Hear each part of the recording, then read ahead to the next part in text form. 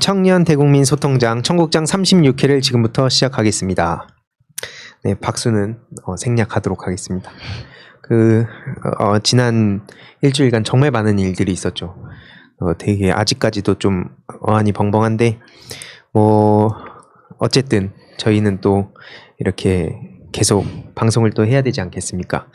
다들 어떻게 보내셨어요? 지난 일주일 좀 평소와 다르지 않았나요? 똑같았어요?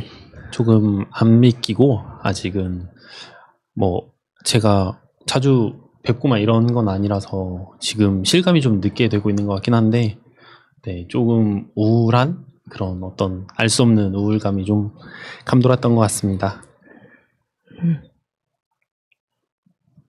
저 역시도 믿기지가 않고 아직까지도 좀 글쎄요,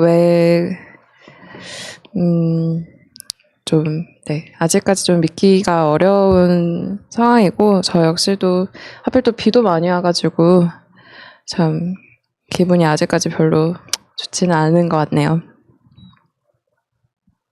네, 저도 버스를 타고 지나다니면서 마주하는 모든 것들에 그분의 흔적이 있고, 그래서 되게 아직 실감이 나지가 않고, 저는 어제 이제 보내드리러 장지에 또 다녀왔는데, 저는 이제 그분이 서울시장님이실 때부터 이제 서울 생활을 하다 보니까 그분이 계시지 않는 서울이 상상이 안 가는 상황입니다. 네, 아마 많은 분들이 공감하실 것 같은데 진짜 버스 타고 갈 때 이렇게 로고나 네. 그런 거 보면 참 이게 그때 느껴지는 거 있잖아요.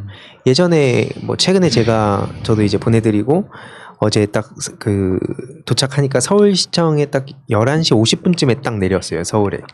서울시청 앞에 딱 내렸는데 뭔가 그 시간에 계실 것 같은 그런 느낌. 네. 막 사진 찍고 딱, 그리고 집에 도착해서 그러니까 보도가 된 날 새벽 한 3시쯤 되니까 거의 유튜브 방송도 다 끝나더라고요. 그래서 그때 너무 허전해가지고 아마 비슷한 사람이 있겠지. 예전에 정경심 교수님 기소됐을 때, 그때가 저희 다들 기억하시겠지만 노무현재단 워크숍 가는 그 전날이었잖아요. 그때도 제가 새벽에 너무 답답하고 막 분노를 느끼고 공허해서 새벽에 방송 켰는데, 그때 새벽인데도 막 한 5-6천 명 가까이 들어오셨던 기억이 나거든요. 이번에도 제가 아침 6시 딱 직전까지 생방송을 했는데 그래도 한 2천 명 정도가 그 새벽 같이 밤을 샜던 기억이 나고, 어제도 이제 새벽에 와가지고 공허한 마음에, 근데 아마 돌아가신 어떻게 보면 보도가 된 후에 했던 방송하고 어제 방송은 좀 다른 느낌이긴 했어요. 어제는 이제 진짜 보내드리는 마음으로, 그리고 이제 우리가 해야 할 일 그런 것들을 좀 정리하는 시간을 가졌고, 어쨌든 저희들은 계속 갈 길을 가야 되지 않겠습니까? 그래서 다시 한번 시장님의 명복을 빌고, 어쨌든 저희들이 어떻게 보면은 앞으로 갈 길이 더 험난해졌다는 생각이 들었어요. 왜냐면 아까 말씀하셨지만 곳곳에 디테일한 부분이 시장님의 강점 중에 하나 아니었겠습니까? 근데 그게 당연하다고 생각을 해왔던 촛불 집회, 그리고 서울 청년 정책 네트워크라고 예전에 권지웅 씨 나왔었잖아요. 네. 그분도 거기에서 활동을 같이 했었고, 이외로도 되게 능력자분들이 많이 계신데 그거를 앞으로 많이 소개를 하려고 했었어요, 원래. 근데 그거를 못하고, 그게 이제 시장님의 어떻게 보면은 청년에 대한 진정성, 그게 거기 많이 담겨있다고, 철학이 담겨있다 생각했는데, 그래서 청년청도 생기고, 그런 거를 시장님 계실 때 알리진 못했지만 앞으로 많이 알려야겠다 생각이 들고요. 참 어떻게 보세요? 저는 그거 떠올랐어요. 예전에 지금 이제 시대가 변해서 이 집안일이라는 게 이제 어머니만 하는 건 아니지만, 그 내용을 봤을 때에는 기존에는 저희 어머니 세대 때만 하더라도 냉장고 못 연다 그러잖아요. 그리고 집에 막 옷 정리, 이게 보면은 당연하잖아요. 집에 오면은 옷 정리 당연히 돼 있고, 청소 깔끔하게 돼 있고, 먼지 없고, 냉장고 열면 깔끔하게 정돈돼 있고, 이게 기존에는 이제 어머니 세대 때만 하더라도 그런 걸 이제 어머니가 다 해주셨는데, 어느 날 이제 어머니 돌아가시고 그 어머니 사라져가는 냄새, 그리고 그 정리되지 않은 그런 걸 보면서 그때 이제 실감을 한다고 하듯이 빈자리를 서울시도 마찬가지가 아닐까 싶어요. 뭐 어떤 대단한 분이 오시면 당연히 잘 하실 분이 오실 거라고 믿지만 그거와는 별개로 시장님의 그 강점이었던 디테일은 이제 좀 보기 어렵지 않을까. 그게 그리고 9년간 당연하다고 생각했던 우리 시민들이 그 부채감을 느낄 때는 이미 그 시장님은 떠난 후다. 이런 생각이 좀 들었습니다. 네, 그 전 시장들을 보면은 어떤 개발 정책들이 많아서 왜 이명박 같은 경우에는 청계천 가면 이명박을 기억할 수 있고 뭐 오세훈 시장 같은 경우에는 세비퉁 능섬 같은 데를 가면 오세훈이라는 시장이 있었구나를 기억할 수 있는데 박원순 시장님은 어떤 삶 전반에 관여하고 있다는 느낌이 좀 많이 들었어요. 그래서 저도 그 서울시 청년 신혼부부 전세대출의 혜택을 봤었고 그래서 집에 들어가는데도 아 맞다 이것도 시장님의 정책이었지라는 생각이 들더라고요. 처음에 제가 대전에서 대전과 계룡에서 이제 지내다가 서울에 딱 올라왔을 때 들었던 느낌 여기는 뭔가 청년들을 위한 정책이 많구나 다양하구나 그 느낌이 계속 지속될 수 있을지에 대해서 좀 시장님이 계속 생각날 것 같아요. 그걸 하나 해보면 좋을 것 같아요. 박원순 하면 뭐가 떠오르는지 뭐 정책이 될 수도 있고 뭐 이미지가 될 수도 있고 아무거나 딱 박원순 하면 각자 뭐가 떠오르세요? 달타령님부터. 저는 시민이라는 게 떠올라요. 왜냐면은 시민 거버넌스에 대해서도 굉장히 정책적으로도 많이 중점을 두셨지만 그 전부터도 뭔가 이렇게 사회를 바꾸고 이런 게 약간 운동권에서만 하는 것 같은 그런 이미지를 많이 줬었는데 이제 시민 참여 이런 개념을 좀 많이 도입하셨고 땅땅님은 어떤? 박원순 시장님은 아무래도 시민사회에서는 스타셨잖아요. 스타 출신이셨고 거기서 인권 변호사로 오래 일을 하셨고 엄청난 업적들을 많이 남기셨죠. 네, 정책적으로도 말씀하신 대로 디테일에 강하시고 네, 일을 하는 데 있어서는 정말 잘하셨다고 저도 생각합니다. 그럼 스타가 떠오르는 건가요? 그렇죠, 시민사회 스타. 아, 시민사회 스타. 네. 근데 그 조직도에서도 딱 보이는 게 그 시장 위에 시민을 두셨잖아요. 그리고 바로 가까이에 또 청년청을 두시고 근데 그 이후에 또 경기도에서도 이렇게 시장 위에다가 시민을 두셨더라고요. 그리고 그렇게 청년을 위한 정책들도 거기를 성공 모델로 해서 다른 지역들로 이렇게 계속 전파될 수 있는 그런 좋은 정책들이고 사례고 모델이었는데 참 안타깝습니다. 지금 유찬우님 발언과 갑자기 뺏어가지고. 찬우님은 어떤 게 떠오르세요? 저는 예전부터 친구들이랑 얘기할 때 하던 얘기가 제가 군대 있을 때 진짜 좋은 행보관님이 계셨거든요. 근데 그 느낌이었던 거예요. 어떤 뭔가 큰 일을 만들고 눈에 보여주는 어떤 커다란 업적 같은 걸 하는 게 아니라 왜 군대에서도 행보관님들이 정말 세세하게 챙겨주기 시작하면 그 부대의 질이 달라지거든요. 그런 것처럼 되게 가까이 높은 위치에 있지만 가까이 있고 가장 낮은 위치에 있는 것처럼 느껴지고 시민을 생각한다는 게 계속 많이 느껴져서 저는 좋은 행보관이 계속 떠올랐었어요. 지금도 그렇게 생각합니다. 네. 근데 되게 서울시에 뭔가 아빠 같은 느낌도 있는데 되게 그렇게 하나하나 챙겨주시니까 뭔가 엄마 같은 그런 이미지가 되게 많이 떠오르고 맞아요. 여러분들 아마 다 그 디지털 아트 보셨을 텐데 우렁각시라고 돼 있어가지고 이 방패로 시민들을 지켜주시는 적폐 세력으로부터 되게 그게 딱 한 장의 그림인데 되게 많이 네 그리고 그래서 그거를 누군가 보이지 않는 우산 이렇게 저희가 평소에는 느끼지 못하지만 공기처럼 맞아요. 공기 같은 그런 느낌이었죠. 제 주위에서도 그런 얘기를 많이 했어요. 아까 뭐 말씀해 주셨지만 오세훈은 그다음에 이명박은 이런 게 딱 있잖아요. 네. 근데 박원순 하면 뭐가 없다. 좀 답답하다 이런 얘기를 제 주위 친구들도 많이 했거든요. 왜냐면 청년문화포럼이 이제 서울시 비영리 민간단체다 보니까 그 서울시장님을 종종 찾아뵈러 가기도 하고 시장님이 심지어 좀 기억에 남는 것 중에 일화를 그냥 몇 개 말씀드리면 그 명절 때 저희가 그 예전 시장실을 다 찾아간 청년들이 있었어요. 근데 그 청년들의 연락처를 저한테 다 알려달라고 하시더라고요. 그러더니 명절 때 다 전화를 거신 거예요. 시장님이 직접. 그리고 제 친구들 입장에선 이게 엄청난 자랑거리죠. 집에서 서울시장이 나한테 전화를 한다. 그래서 심지어 한 친구는 콕 집어가지고 저한테 따로 또 그때 당시에 텔레를 주셨어요. 이 친구는 연락이 안 된다. 한번 알아봐 달라 해서 또 그런 디테일함. 그러니까 사실 굳이 안 하고 넘어가도 되잖아요. 그쵸. 꼭 전화할 의무가 있는 것도 아닌데 그렇게 많이 챙기셔서 제 친구들도 많이 되게 좋아했던 기억이 나거든요. 근데 참 아쉬웠던 건 근데 뭐해? 그래도 그럼 뭐해? 뭐가 없는데 그냥 좋은 할아버지 같아 라고 되게 많이 생각을 했는데 아마 그 허전함이나 이런 것들이 이제 뒤늦게 오지 않을까 저는 생각을 하고요. 저도 약간 되게 아버지 같다는 생각을 전 많이 했어요. 왜냐면 그 저희 아버지께서 그 박원순이라는 사람을 처음에 저한테 이제 알려주시는 거예요. 그 뭔가 처음에 오세이돈 사건 이후에 사라지고 그 다음에 그 박원순이라는 사람을 좀 주목을 해라. 근데 그때는 제가 MB 좋아하고 그래가지고 아니 뭐 이상하게 여기를 막 그 친환경이라 그러면서 당시에 막 다 텃밭으로 만들겠다 이런 거 보고 제가 엄마한테 막 뭐라 했거든요. 근데 뒤늦게 이제 그 가치를 알게 되고 이 서울시를 어떻게 바꿔가는지를 옆에서 보면서 되게 존경하게 됐던 기억이 나는데 그 이제 아버지가 돌아가신 후에 저한테 시장님은 또 다른 아버지 같은 느낌이었거든요. 그래서 아직까지도 참 되게 기분이 묘하고 믿겨지지도 않고 그래서 저도 참 되게 가슴이 아픈데 어쨌든 중요한 것은 이 우리들이 정치에 관심을 가지고 이 지금 뭐 이 얘기를 안 할 수가 없는데 논란도 되게 많잖아요.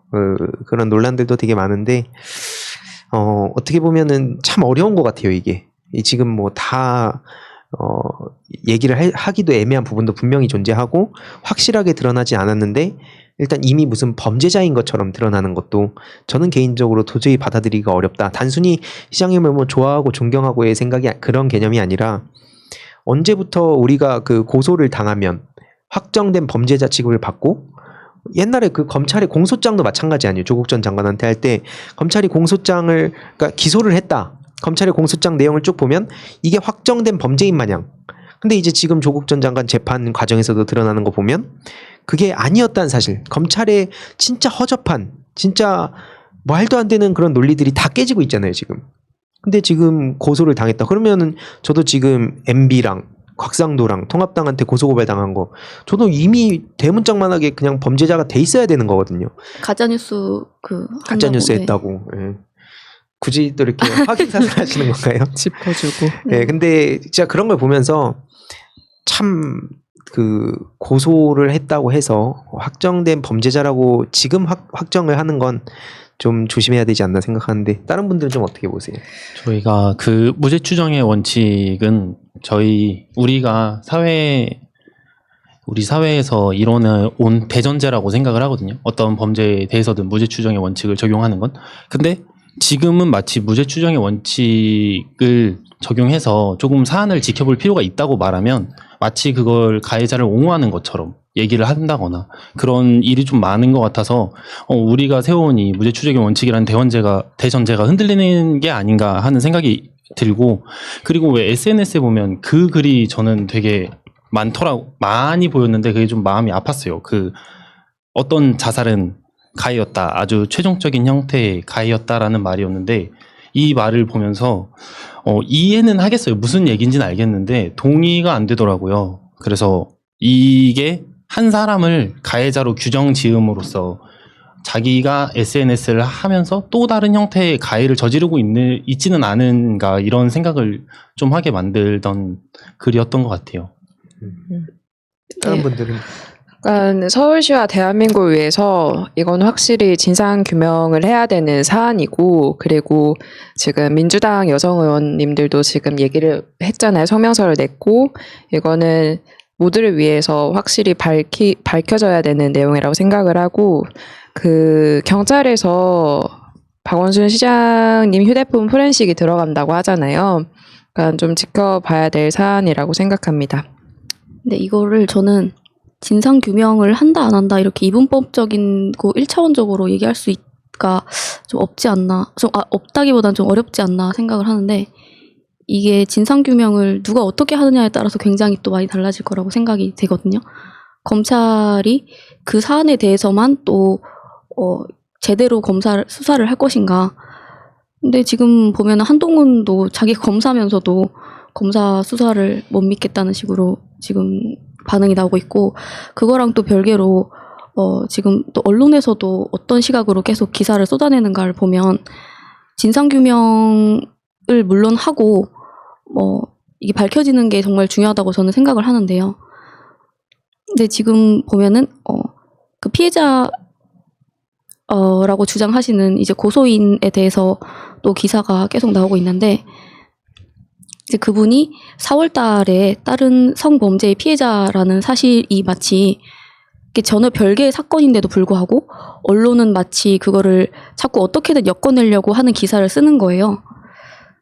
이게 뭔가 그래서 결론을 정해놓고 뭐 수사든 언론 보도든 하는 게 되는 걸까봐 저는 그게 좀 걱정이 많이 됩니다. 진상규명도 네, 그런 형태로 될까봐 그게 걱정이 돼요. 그렇죠. 그게 만약에 검찰로 넘어가게 되면 앞에 말씀하신 대로 뭐 그렇게 될 수 있을 것 같고, 뭐 언론에 대해서는 조금 이따가 더 많이 얘기를 해볼 필요가 있을 것 같아요. 뭐 저희가 이건 뭐 언론에 대해서 얘기하면 1시간 안에 다 못하겠지만 아무튼 이거와 관련된 언론 얘기를 빼놓고 갈 수는 없을 것 같고, 아무튼 되게 복잡해요. 이게 되게 복잡한 상황인 것 같고, 중요한 것은 전 그거라고 봅니다. 제가 배현진 씨 얘기를 안 할 수가 없는데, 이번에 실검일이 당당하게 했잖아요. 심지어 틀린 얘기를 가지고 저렇게 당당하게 무식한 얘기를 떠들어대고 있어요. 국회의원이란 사람이. 저는 참 이게 나경원보다도 더한 사람이 될 것 같다는 그런 두려움도 갖고 있는데, 실제로 정말 이렇게까지 정치를 해야 되나? 이런 생각도 들고, 중요한 것은 추모를 하는데 이게 왜 2차 가해라는 논리로 가는지 전 도무지 받아들이기 어려웠습니다. 일단은 저도 오래전부터 이런 여성 혐오 안 된다, 대한민국 사회 구조적으로 여성 문제 심각하다고 주장해온 입장에서 정말 아직까지도 갈 길이 멀고도 험하다는 생각도 있어요. 근데 제가 예를 들어서 고인에 대한 아직까지 확실하게 밝혀지지 않은 의혹만으로 범죄자 낙인 찍고, 심지어 돈 없는 막 잔치국수 드립치고 막 고 노무현 전 대통령 가지고 와서 또 조롱하고 얼마나 신나게 깔깔댔습니까? 근데 그런 거에 대해서 비판을 하고 그런 거 함부로 하지 말라. 그리고 최소한 장례 끝날 때까지, 그러니까 발인이 끝날 때까지, 그리고 안장할 때까지는 좀 그런 거 정치적으로 공격하지 말아달라고 했는데도 마치 무슨 범죄자를 옹호하는 사람인 것처럼 아까 말씀하셨듯이, 저 그거 진짜 심각하다 보고요.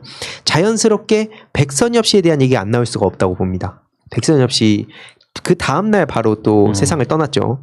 좀 어떻게 보셨어요, 다들?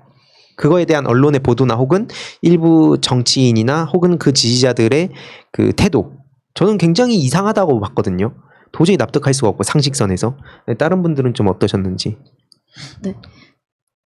저는 일단 박 시장님에 대해서 마지막으로 하고 싶은 말이, 판단이 안 서고 좀 모호하다고 느끼면 그냥 모호한 상태로 두고 그냥 가만히 뒀으면 좋겠어요. 우리가 꼭 모든 일에 바로바로 판단을 내릴 필요도 없고 내릴 수도 없잖아요. 그래서 그냥 모호한 상태로 그 모호성을 우리가 감내를 할 수 있었으면 좋겠어요. 우리가 막 꼭 즉각적으로 반응을 해야 되는 건 아닌데 그 즉각적으로 하는 반응들이 또 다른 문제를 낳지는 않나, 이런 생각이 들었고, 그리고 박원순 시장님의 그 삶의 궤적이 되게 크시잖아요. 그러면 그 삶의 궤적 중에서 희망을 본 사람도 있고 새로운 희망을 찾거나 덕을 본 사람도 있을 거란 말이에요. 그런 사람들은 추모를 하는 게 당연하다고 생각을 하기 때문에, 일단 저도 2차 가해란 말에 동의할 수는 없고, 백선엽 씨에 대해서는 지금 사실 좀 모호해졌어요. 원래는 안 좋은 사람이라고 생각을 했었는데, 돌아가시고 나서 박원순 시장님과 비슷한 시기에 돌아가시다 보니 약간의 모호성은 있는데, 이제 더 알아봐야겠지만 지금까지는 일단 친일을 했던 건 기정사실이기 때문에 그 부분에 대한 평가는 본인이 감수해야 되지 않을까, 그렇게 생각을 하고, 뭐 서울현충원에 붙이시는 거는 좀 아니지 않나, 이렇게 생각합니다.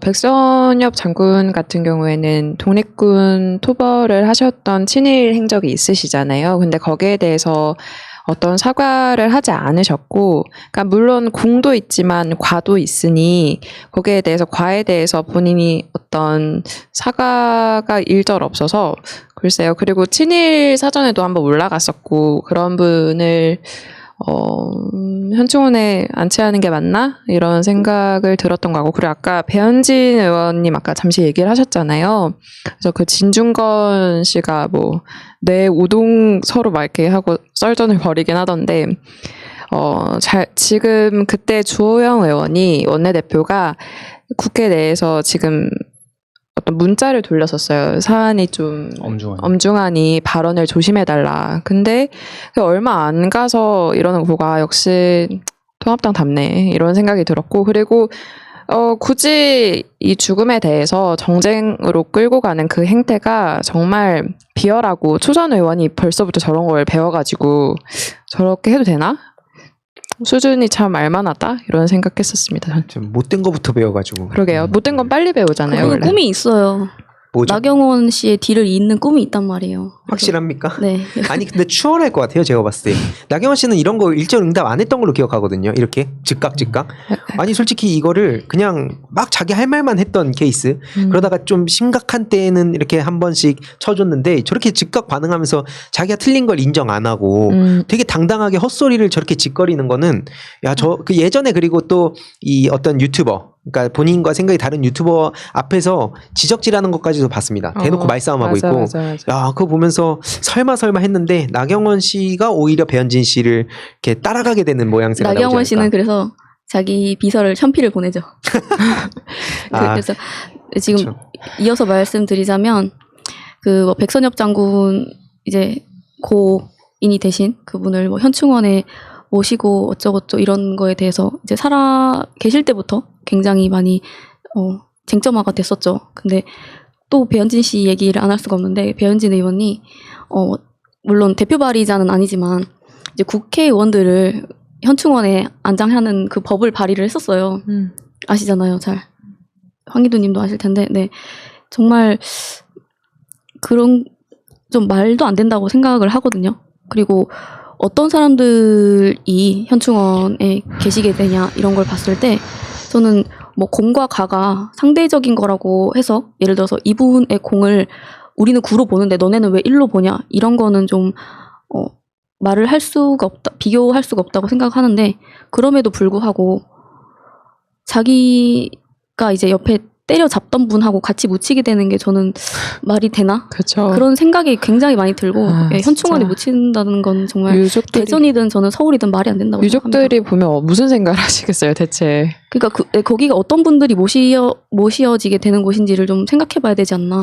뭐 친일도 그 친일 얘기가 나오면 아니 뭐 그 30년이 넘는 기간 동안 친일 할 수도 있지 않냐라는 얘기를 하는 분들이 있잖아요. 근데 저희가 생계형 친일과 적극적 친일은 구분할 수 있다고 생각하거든요. 뭐 본인의 생존의 위협을 느껴서 뭐 창씨개명 같은 경우는 저희가 친일 임명사정에 다 등재하고 이런 게 아니잖아요. 근데 그렇죠. 간도 특설 때 가장 그 악랄한 독립군을 때려잡던 그런 곳에서 근무를 하셨고 그리고 지금 저는 이게 그리고 그 생각이 많이 들어요. 아니 그렇다고 우리가 지금 백선엽 씨에 대해서 뭘 안 하고 있지? 우리나라에서 다 해주잖아요. 예우를 지금 갖추고 있는 걸로 아는데 괜히 그 마치 박원순 시장은 서울시장으로 하면서 예우를 최대한 갖추면서 백선엽 씨는 뭐 예우를 안 하는 것처럼 이런 식으로 보도를 하는 경우가 있는데 그거는 좀 잘못된 보도라고 생각을 합니다. 맞아요. 그 논란은 주호영 씨가 스스로 만든 거고요. 제가 봤을 때. 그리고 마지막으로 이 얘기만 하고 넘어가야 될 것 같아요. 뭐냐면 예를 들어서 사람의 공과는 누구나 있습니다. 그리고 저들이 정말 잘하는 게 애매모호하게 이런 걸 엮어가지고 물타기. 똑같이 만들기. 근데 물타기. 저는 물타기를 잘하는데 저는 그렇게 생각해요. 예를 들어서 앞에 9를 잘하고 마지막에 만약에 1을 못했다. 그러니까 이게 아직 확실하게 잘못했다 안 했다는 아직 더 봐야 됩니다만 만약에 정말 넓게 양보해줘서 맞다고 치더라도 앞에 9까지도 전부 다 그냥 다 덮어버린 완전히 그냥 쓰레기처럼 사람을 몰아가고 있고 그럼 만약에 앞에 9를 잘못 살다가 뒤늦게 개가천선에서 내가 이제 좀 잘 살아보려고 했다 하면서 반대로 1을 마지막에 잘한 사람 그럼 잘한 겁니까? 그러니까 이게 정말 그 사람들이 그렇게 따지면 누가 앞장서가지고 사회를 바꾸려고 하겠어요. 그러면서 본인들은 그 혜택 다 받아먹으려고 하고 저는 이건 진짜 인간이라면 다시 한번 생각해볼 필요가 있다. 그리고 진짜 양심이 있다면 내가 만약에 도움이 필요할 때 남들한테는 그렇게 도움의 손길을 건네고 그러면서 본인이 조금만 이제 같이 욕먹겠다 싶으면 손절하는 인간들 저는 그런 인간들 이번에 다 기억할 겁니다. 얼마나 염치가 없는 겁니까? 그러다가 눈치 싹 보다가 여론 괜찮아졌다 싶으면 나도 갑자기 튀어나와가지고 뭐 삼가 고인의 명복을 빈다? 이딴 사람들은 저는 정치할 자격이 없다고 봐요. 아무튼 이 얘기는 여기까지 하고 넘어가도록 하겠습니다. 그거 근데 찬호님이 아까 말씀하신 모호성을 용인하지 않는 거 아닌가요? 넘어가도록 하겠습니다. 갑자기 무슨 얘기를 하시는 거예요? 네. 아니 아무튼 자연스럽게 앞에 그 언론 개혁에 대한 얘기를 할 수밖에 없을 것 같아요. 정말 할 말 많죠. 진짜 할 말 많은데 뭐 일단은 뭐 시장님 관련된 내용은 이미 많이 새날에서든 뭐 다른 데서든 많이 했을 거기 때문에 네, 많이 그냥 했습니다. 언론에 대해서 하고 싶은 얘기 있으면 편하게 했으면 좋겠어요. 언론 개혁이란 주제로. 월간조선 진짜 쓰레기예요 정말로. 보셨죠? 그때 기사 7시인가? 제가 시간대 정확하게 기억이 안 나는데 그냥 찌라시 도는 걸 그대로 올렸어요. 그대로 올려 바로 내렸긴 하지만 정말 수준 그대로 보여주죠. 네, 그 박원순 시장님께서 실종되고 많은 사람들이 이제 걱정 반 기대 반 애타는 마음으로 인터넷창에 박원순이라는 이름을 계속 검색하고 새로 고침을 누르고 했을 거잖아요. 그 애타는 마음을 언론사들이 그 심정마저 클릭으로 바꿔서 돈을 벌려고 했다는 그 사실에 굉장히 분노를 느꼈고 잘못 썼으면 밑에 수정을 하는 게 맞다고 생각하거든요.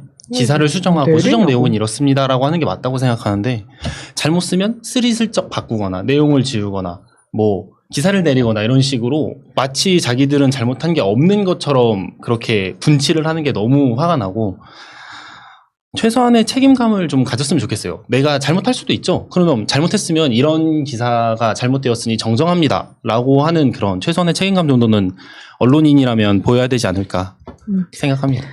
거기 UPI 뉴스 아세요? UPI 거기는 극우 UPI 뉴스에서 이번에 그런 보도가 있었잖아요. 내부에서는 그 박 시장이 다른 여성 직원에게도 부적절한 행동을 했다는 뒷얘기도 나온다. 한 관계자는 이번 사례가 처음이 아니다라면서 최근에도 복도에서 만난 여성 직원에게 우리 직원이냐면서 핸드폰 번호를 물어봤다.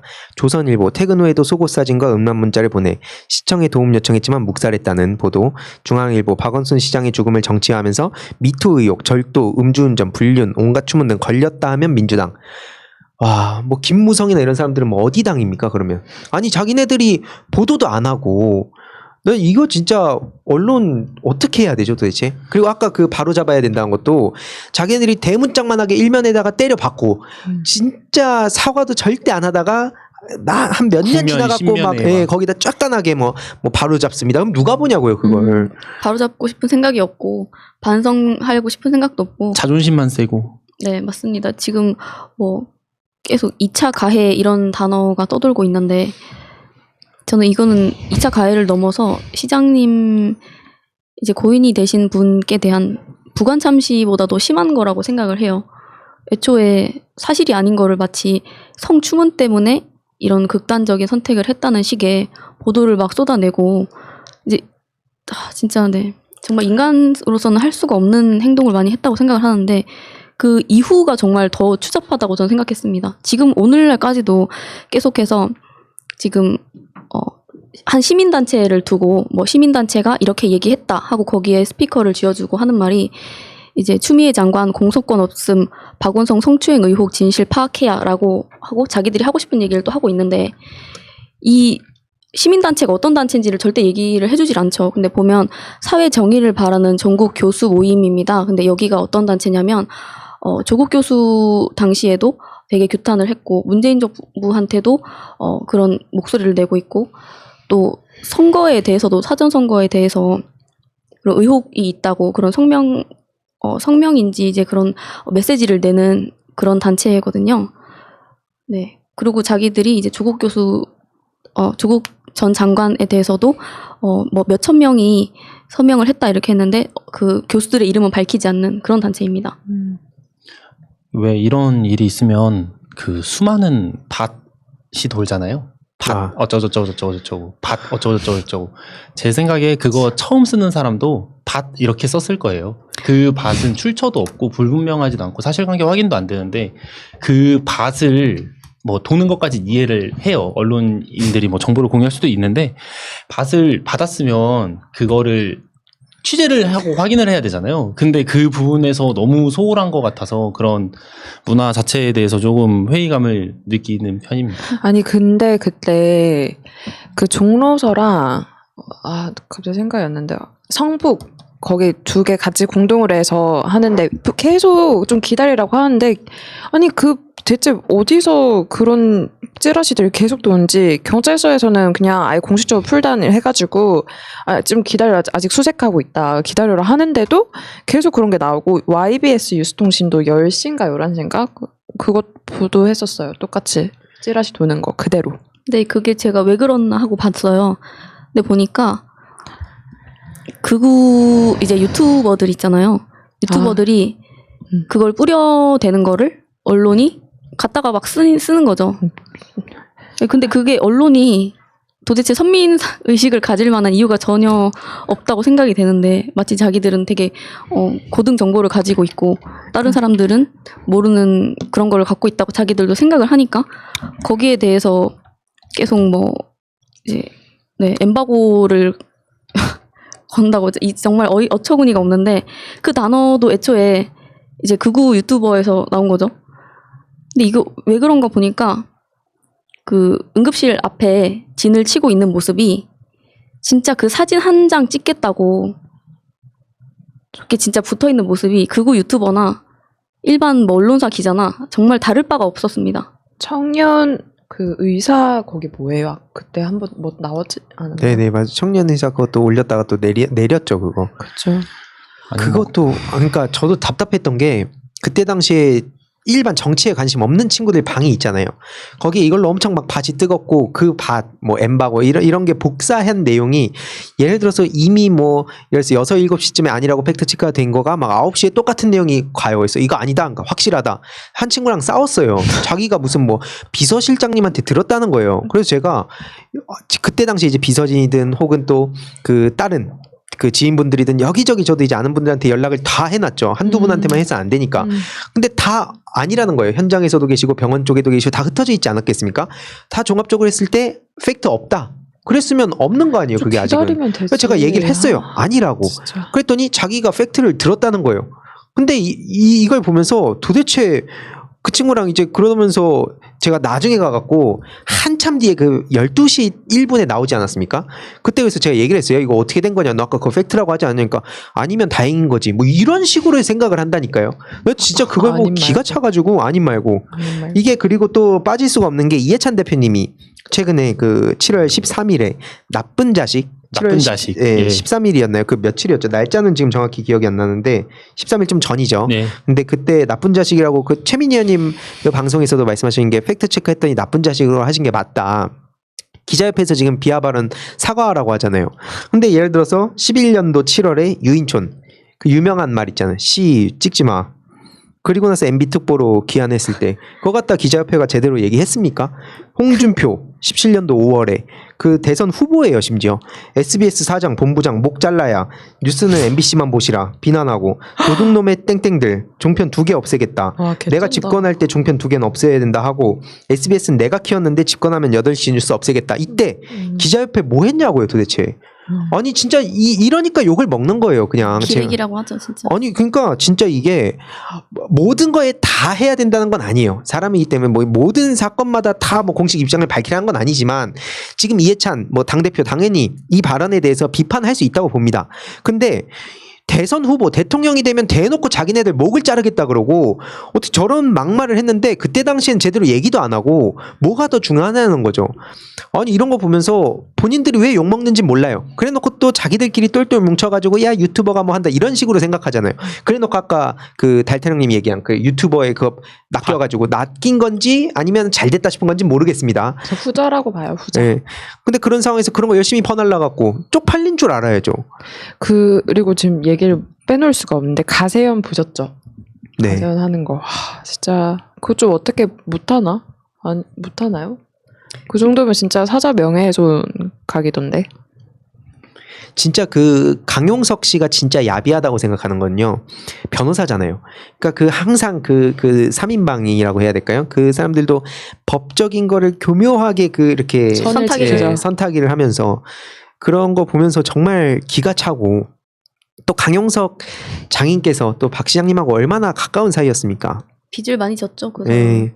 참 그런 거 보면서 참 정치도 어쨌든 인간이 하는 거고 인간이라면 제가 그 배현진 씨한테 얘기를 했는데 인간이라면 최소한 자기가 그 사랑하는 사람이 있을 거고 그 아픔이 있지 않습니까? 근데 그 아픔을 안다면 진짜 인간이라면 그 고통과 아픔을 알 텐데 그렇다면 지금 과연 저렇게 얘기할 수 있을까? 혹은 그런 감정을 못 느끼는 건가? 아니면 꼭 지금 이 시점에만 그런 얘기를 할 수 있었을까? 만약 그게 아니라면 지 이름 석자 알리려는 거죠. 얼마나 쪽팔립니까, 그게? 선택적이에요. 그러니까 그게 자기가 그거에 그런 고통을 못 느끼는 것도 아니고 그냥 자기가 그런 데는 귀 닫고 눈 닫고 자기 본인이 느끼는 슬픔을 느끼는 포인트가 따로 있다고 생각합니다. 그러니까 팩트가 잘못됐으면 적어도 300명 중에 1명이면은 국민이 한 자리를 주신 거잖아요. 그러면은 그런 헌법기관답게 잘못된 정보였고 팩트 체킹을 잘못했다. 이거는 누가 봐도 잘못된 사실을 지금 본인이 그렇게 알렸잖아요. 그러면은 거기에 대해서 정정을 해야 되는데 끝까지 인정을 안 하는 걸 보고 전 그때 진짜 이거는 좀 진짜 아니다. 그러니까 사람이 정쟁을 이용하는 거에서 그런 되게 비열하고 좀 별로일 수 있죠. 그러면 근데 틀린 거에 대해서는 인정을 해야 되잖아요. 정치인인데. 그렇죠. 또 거기에 대해서 근데 언론은 제대로 문제 제기 한 번 못 하죠. 왜냐면 자기들이 어디 가서 찍소리도 못 하는데 가가지고는 얻어맞고 와가지고 자기를 해치지 않는 데 가가지고는 막 해대는 거예요, 이제. 많이 맞으시던데 근데 언론에서 진중권 우동사리 때문에 내우동. 근데 솔직히 제가 그걸 비판했을 때 그런 의견 많이 있더라고요. 솔직히 이렇게 언급해줘서 막 좋게 기분 좋게 보고 있을 것 막 이러면서 이 얘기를 하면은 거기 그 정의당의 의원들도 빼놓을 수가 없어요. 제가 어지간하면 또 총선 기간 동안에 제가 좀 강하게 비판했던 게 있기 때문에 그 이후에 인터뷰에서 제가 분명 얘기를 했거든요. 뭐 어쨌든 됐으니까 뭐 게임이든 뭐 청년 정치인으로서 잘했으면 좋겠다. 근데 저는 개인적으로 정말 이해가 안 갔어요. 뭐 저라고 다른 제 생각이랑 다른 사람들이 뭐 아픈 일이 생겼을 때 뭐 하고 싶은 얘기가 없겠습니까? 근데 사람이 할 때가 있고 아닐 때가 있고 할 말이 있고 안 할 말이 있지 않습니까? 조문 안 가면 조용히 안 가면 되잖아요. 왜 굳이 그거를 안 갈 거다라고 하면서 메시지를 내는 거죠, 지지자들한테. 그렇지 않을까요? 그러니까 지지자한테 메시지를 내는 건 좋은데 그렇게까지 그리고 그 최소한 진보적인 가치를 추구한다면 저쪽 그 뭐 토착외고 세력들은 애초에 뭐 말할 것도 없다 치더라도 좀 사람 사는 세상을 꿈꾼다면 어떻게 그런 얘기를 우리가 그 민주당 사람들이 민주진영 사람들이 노회찬 전 의원님 돌아가셨을 때 어떻게 했냐고요. 그리고 지금까지도 어떻게 우리가 기억하고 얘기를 하냐고요. 네. 그런 거에 대한 최소한의 양심이라던가 그런 기억이 있다면 절대로 할 수 없는 짓을 해서 지금 탈당 러시가 이어졌는데 또 그만큼 채워지고 있다. 야, 어떻게 보셨어요, 다들? 정말 말이 안 나오죠. 이게 다른 코너에서도 새날에서 이미 말씀을 해주셨는데 애초에 페미니즘 이런 게 뭔가 인권이나 인류애나 보편적인 뭔가 적어도 인간에 대한 예의나 존중이 조금이라도 있다고 한다면 정말 할 수 없는 행태라고 생각을 했고 뭐 이렇게 노회찬 대표님도 얘기를 해주셨지만 고인이 되신 분께서 이때까지 살아오신 족적이 여성 인권과 소수들의 인권 그리고 진짜 많은 시민들을 위해서 어떤 행동을 해오시고 어떤 걸 이뤄내셨는지 본다면 참 저렇게 쉽게 얘기할 수 있을까 싶었습니다. 정치인으로 대표되는 그 유권자를 대표하는 자리에 있는 사람이 그렇게 공개적으로 박원순 시장을 가해자로 만들어도 되는 것인지 그리고 그 논평이 과연 적절한 것인지 그냥 저도 똑같이 생각합니다. 그냥 안 가면 되는 거죠. 그 안 간다고 누가 뭐 찾아내가지고 데스노트 만들고 이런 거 아니잖아요. 그냥 안 가면 되잖아요. 자기가 동의할 수 없으면 안 가면 되는 거죠. 근데 저는 진짜 키보드 워리어 같았던 모습이 뭐냐면 그 이제 선거철에도 한창 약간 이 게임 때문에 논란이 되니까 자꾸 뭐 여러 번 이런 메시지를 내면서 약간 요리조리 전 피한다는 생각을 많이 했거든요. 유호정 의원이요? 네.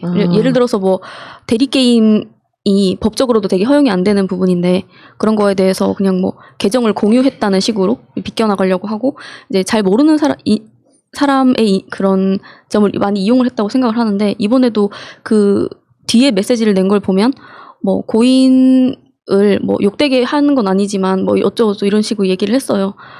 되게 뭐 그분을 사랑하셨던 분들께서는 뭐 되게 위로를 표한다 하면서 근데 아니 실컷 자기가 다 해놓고 그렇게 말하는 것도 저는 되게 어이가 없더라고요.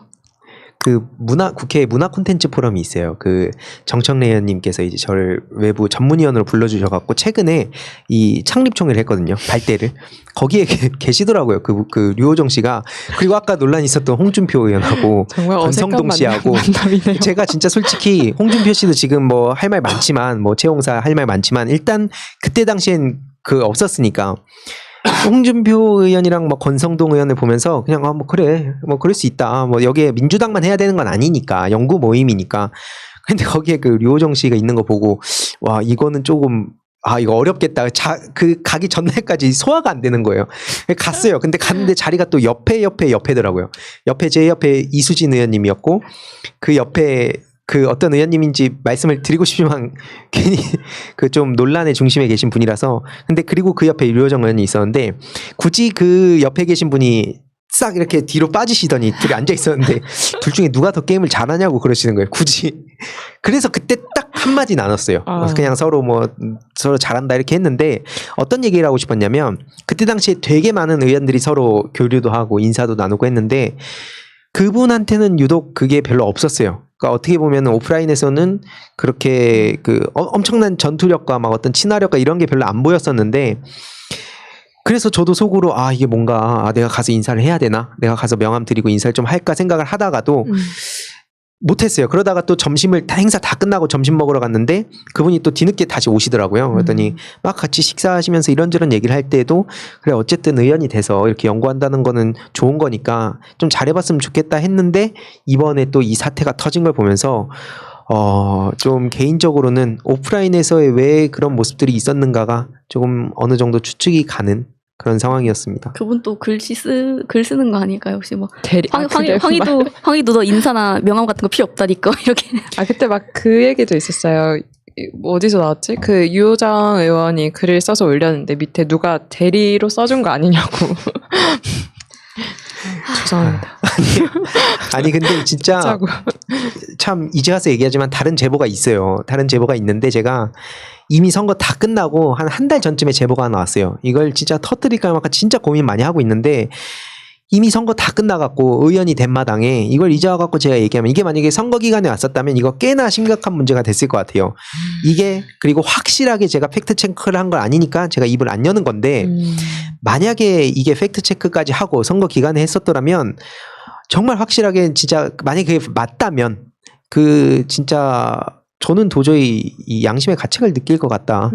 그리고 실제로 여러 가지 제보가 많이 와요. 근데 제가 어찌됐든 그들과 똑같아질 수는 없기 때문에 그 추측성 가지고 확신을 해서 제가 함부로 막 욕하고 그렇게 막 범죄자인 것처럼 몰아가진 않겠습니다.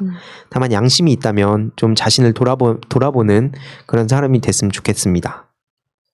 뭐 아무튼 언론개혁의 얘기에서 결국엔 또다시 정치인 얘기로 왔는데 중요한 거는 지금 징벌적 손해배상제 뭐 정청래 의원님이 3배 냈는데 그것도 약하다 이런 의견도 많이 있는데 저는 중요한 건 그거라고 봅니다. 이번에 그 돈 없는 극우 유튜버들의 행태와 뭐 극우가 아니지 사실 토착외고 유튜버들 그리고 돈에 진짜 환장한 인간들 진짜. 그리고 그 일부 언론들을 보면서 언론개혁의 이 시초가 되지 않을까 저는 개인적으로 그렇게 생각을 해보고요.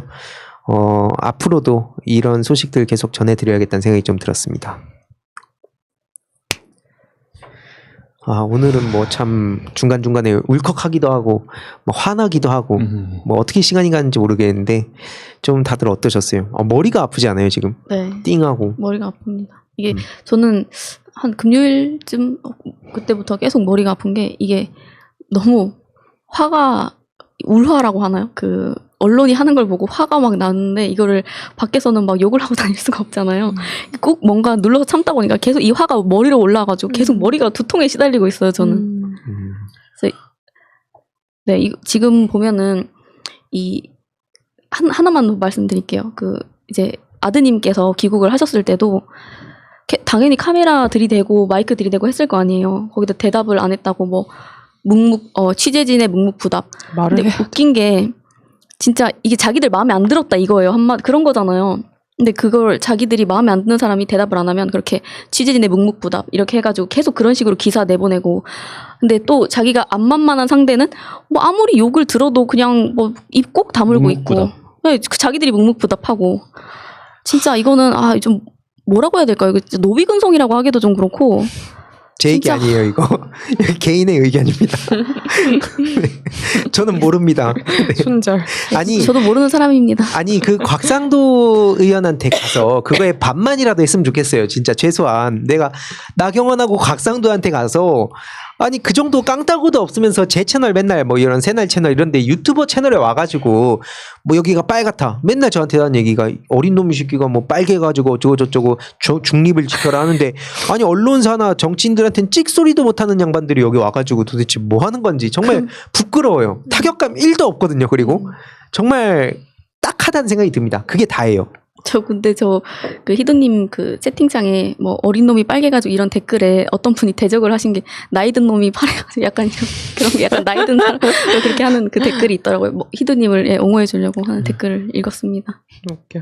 네, 저는 뭐 이번 사건을 쭉 보면서 일단 언론에 너무 큰 분노를 느꼈고 변한 게 없는 것 같아요. 그 세월호 유가족에게 심정을 묻는 그리고 노회찬 의원의 구급차를 따라가던 그 취재 차량 그리고 이번에 박원순 시장이 구급차로 왔을 때 달려들던 그 휴대폰과 카메라에서 저는 한 발자국도 못 나간 것 같은 느낌이 많이 들었거든요. 그래서 우리가 많이 바꿔왔다고 생각을 했었어요. 근데 그게 우리가 총선 이후에 너무 안이하게 생각하지 않았나 이런 생각이 좀 들고 그리고 그 언론들에게서 알 권리와 표현의 자유라는 탈을 쓴 그들의 추악한 민낯을 좀 다시 보게 돼가지고 더 열심히 해야겠다 이런 다짐을 좀 하고 앞으로는 이런 일이 일어나지 않게 우리가 좀 열심히 노력해야겠다 이런 생각을 했습니다.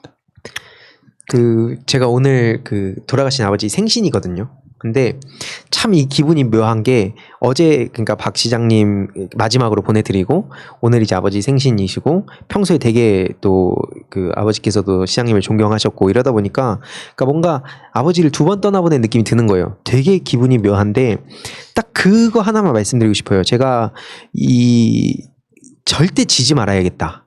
그러니까 어쨌든 이 상황은 다시 되돌릴 수 없는 상황으로 가고 있고 이 상황에서 이걸 보시는 분들도 그렇고 저희 각자도 그렇고 뭐 아무리 막 아쉽고 답답하고 막 분하고 하더라도 그렇다고 해서 다시 뭐 돌아오는 게 아니잖아요. 이 게임이 아니기 때문에 현실이기 때문에 그래서 우리들이 앞으로 할 일이 정말 더 많아졌고 특히나 최전선에서 그 공격과 수비를 같이 담당하시던 분 아닙니까? 박 시장님이. 네. 그래서 저는 이게 진짜 아버지를 잃었다는 심정으로 정말 저 토착외구 세력들만큼 내가 꼭 잡겠다.